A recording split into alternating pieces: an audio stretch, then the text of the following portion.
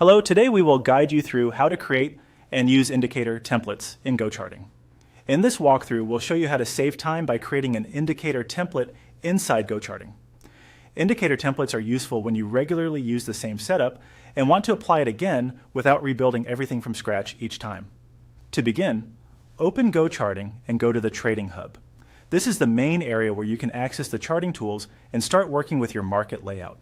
Once you're there, look for the option labeled Launch GoCharting Free and click it to open the charting interface.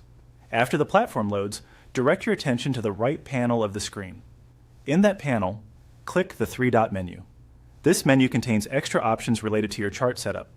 From there, make sure the Templates option is checked or enabled.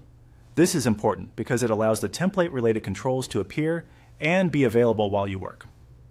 Next, click on Indicators and add an indicator to your chart.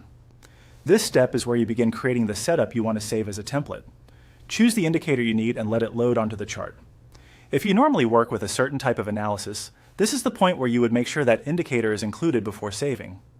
Once the indicator has been added, look beside it for the Templates option and click it.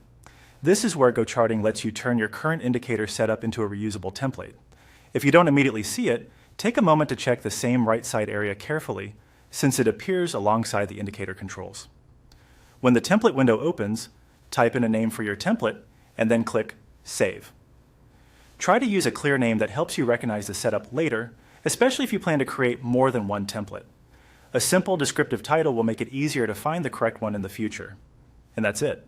You've now created an indicator template in GoCharting. The main benefit of doing this is convenience. Instead of repeating the same setup process every time, you can keep your preferred indicator arrangement ready to use. As a general tip, keeping your template names organized can make your workflow much smoother, especially if you test multiple strategies. Thanks for following along. You now know how to create and use indicator templates in GoCharting.